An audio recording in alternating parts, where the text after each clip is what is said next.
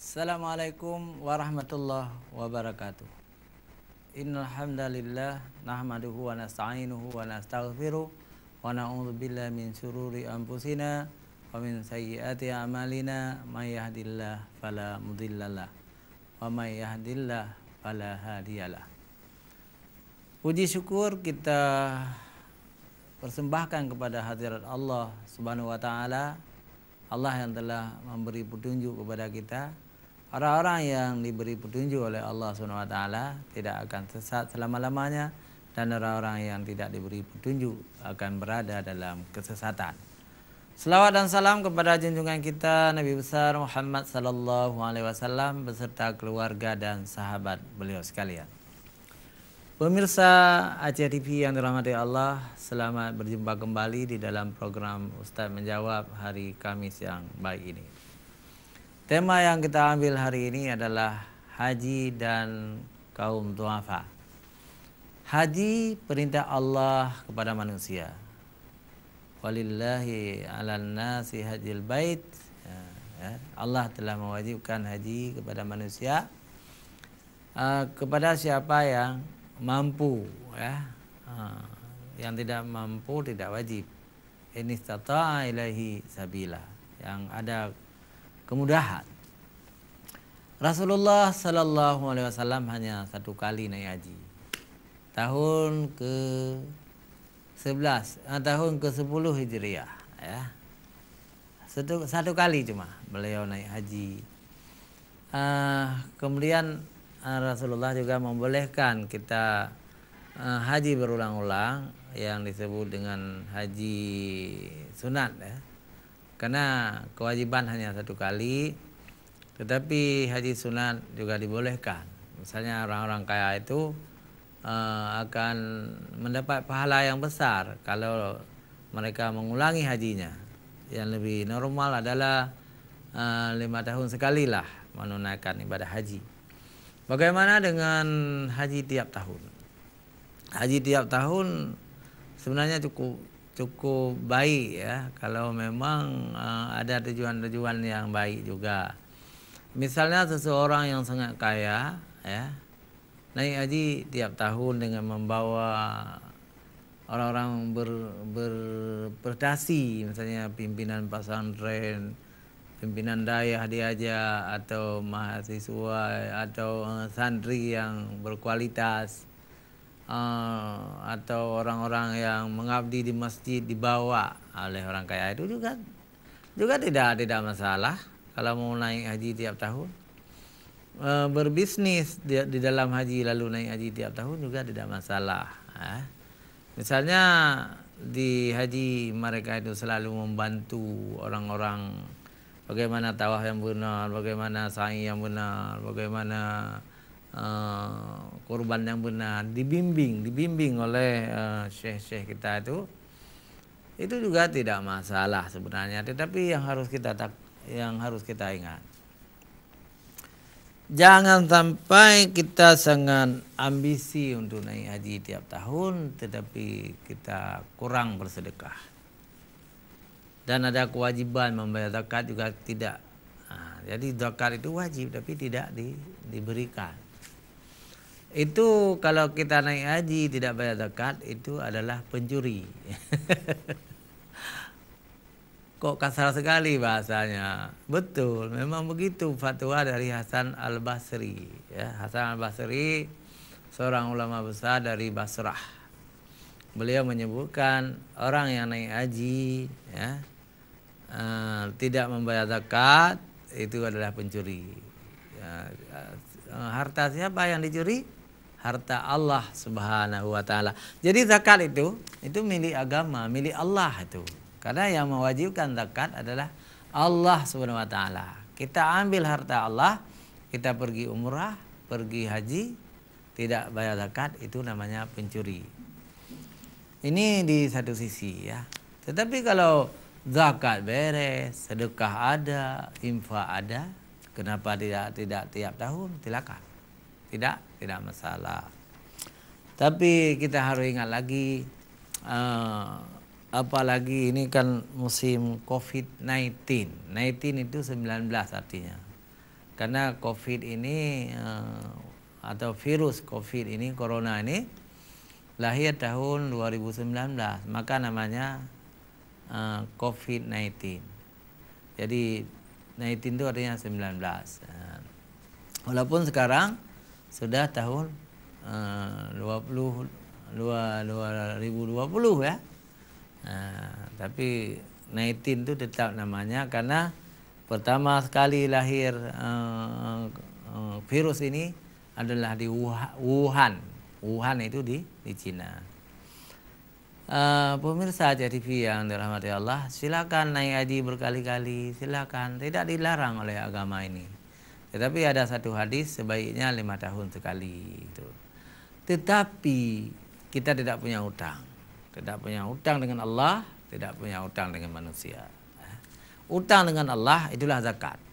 Sudah keluarkan zakat? Silakan naik haji.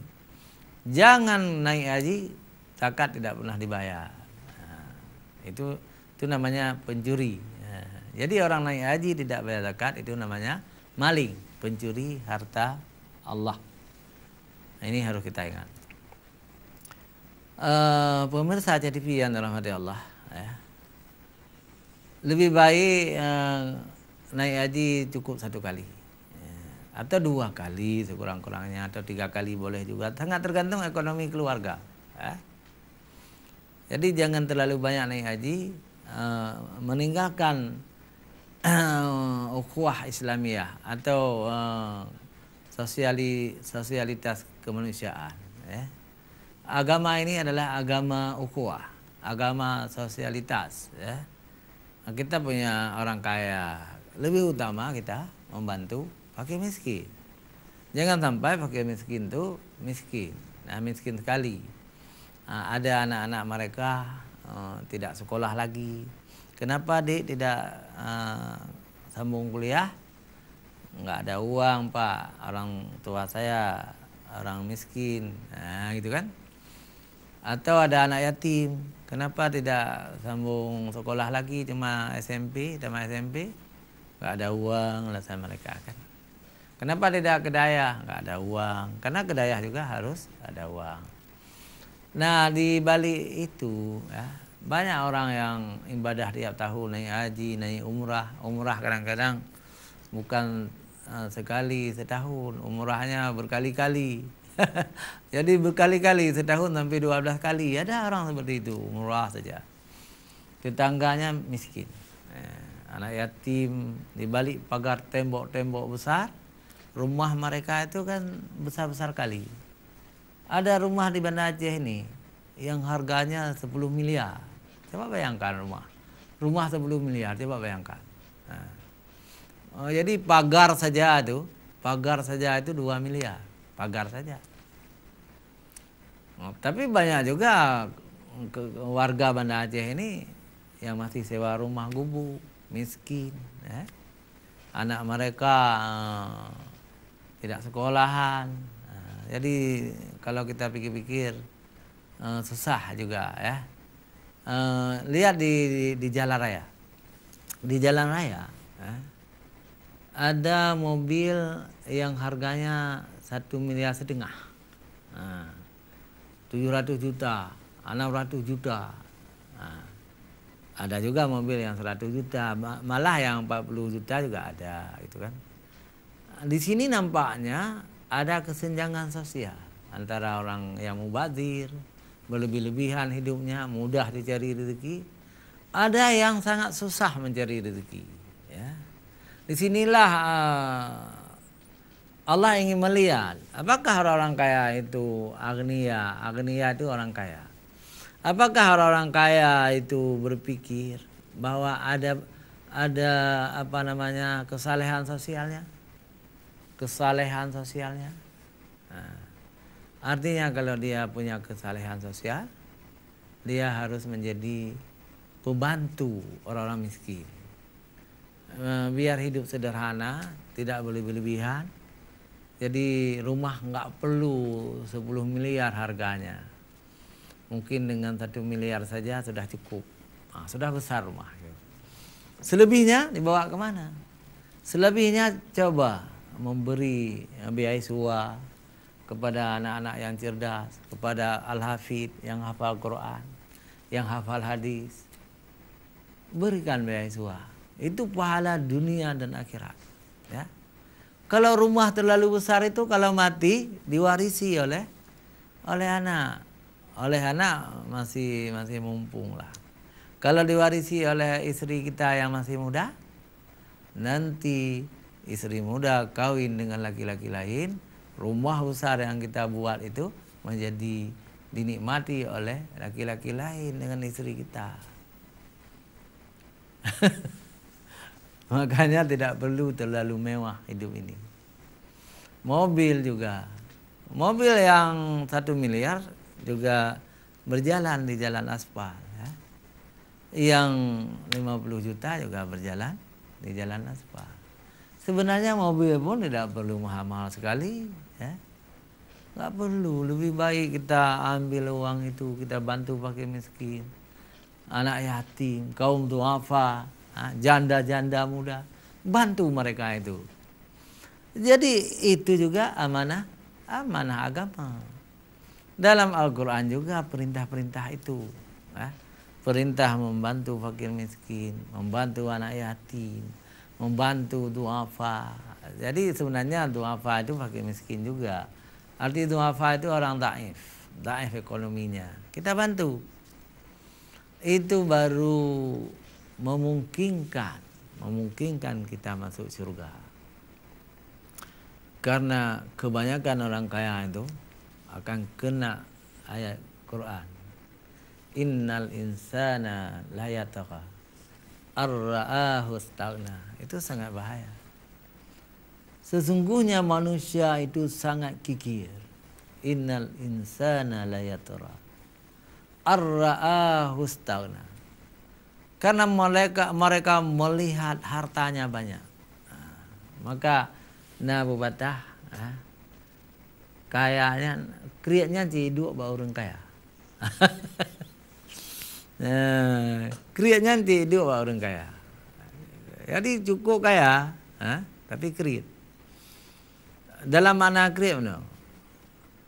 Kurang sedekah, tidak bayar zakat, menyimpan uang di bank, memakan bunganya. Jadi jika hari kan, pajuh riba. Jadi menyatayu semayang orang kaya yang kriat benar ya, hang gede mesti. Jadi karena salat itu muraqabah dalam jiwa kita. Kenapa kita mau bangun, pergi ke masjid, salat berjamaah, berdoa, yang menyuruh keimanan, iman yang benar. Jadi kalau kita sudah besar dengan uang-uang riba, dengan bunga bank itu enggak lagi ada muraqabah dalam jiwa kita. Maka kebanyakan orang-orang yang kaya itu yang rezekinya tidak jelas, ini mohon maaf, hantam dah kalah yang masjid. Pak semayang ho, nanti kaih semayang, lalu lungkit beratah rumah. Tapi orang-orang miskin selalu ke masjid, menjadi jamaah subuh, jamaah isya. Ini renungan. Kalau sudah ada yang baik, alhamdulillah. Tapi kalau orang kaya belum baik, mari kita baik sekarang. Pemirsa jangan kemana-mana, kita kembali setelah jeda iklan berikut.